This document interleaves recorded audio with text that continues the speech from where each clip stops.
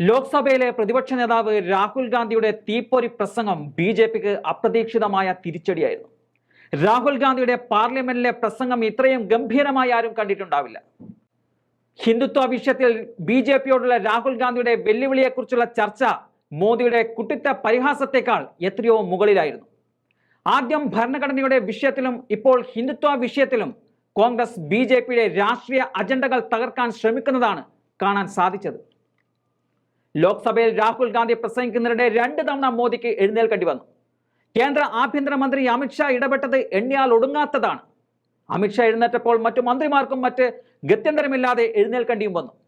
ലോക്സഭയിൽ ഈ നാടകങ്ങളെല്ലാം നടക്കുമ്പോൾ കേന്ദ്രമന്ത്രി നിതിൻ ഗഡ്കരി വളരെ നിശബ്ദനായി ഇരിക്കുകയായിരുന്നു. 2024 ലോക്സഭാ തെരഞ്ഞെടുപ്പിൽ ദേശീയത ഒരു വിഷയമായിരുന്നില്ല. കേന്ദ്രത്തിന്റെ പദ്ധതികൾ ഗുണം ചെയ്തു എന്നത് നിഷേധിക്കാനുമാവില്ല. കാരണം മധ്യപ്രദേശിലെ ലാഡ്ലി ബഹനയുടെ സഹായത്തോടെ ബി.ജെ.പി ആ സംസ്ഥാനം തൂത്തുവാരിയിരുന്നു.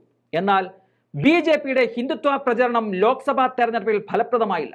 ബി.ജെ.പിക്ക് ഭൂരിപക്ഷം ലഭിക്കാത്തതിന്റെ പ്രധാന കാരണം ഹിന്ദുത്വ കാർഡ് തിരിച്ചടിച്ചു എന്നത് തന്നെയാണ്. അതിന്റെ ഏറ്റവും വലിയ ഉദാഹരണമാണ് രാമക്ഷേത്രം സ്ഥിതി ചെയ്യുന്ന മണ്ഡലത്തിലെ പരാജയം.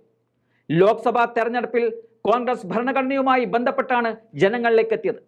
നേരത്തെ ഹിന്ദുത്വ സംരക്ഷണം എന്ന മുദ്രാവാക്യം ബി.ജെ.പി മുന്നോട്ട് വെക്കുമ്പോൾ ഭരണഘടനയുമായി ബന്ധപ്പെട്ട മുദ്രാവാക്യമാണ് കോൺഗ്രസ് നൽകിയത്. കോൺഗ്രസിന്റെ ഈ ഭരണഘടനാ പ്രശ്നം ബി.ജെ.പിയുടെ ഹിന്ദുത്വത്തെ തകർക്കുകയായിരുന്നു. എല്ലാ ഹിന്ദുക്കളും ഒന്നാണ്. അവരുടെ സംരക്ഷണത്തിനായി കേന്ദ്രത്തിൽ ബി.ജെ.പിയെ അധികാരത്തിൽ കൊണ്ടുവരണം എന്ന ചിന്ത ഇത്തവണ ബി.ജെ.പിയെ സഹായിച്ചില്ല.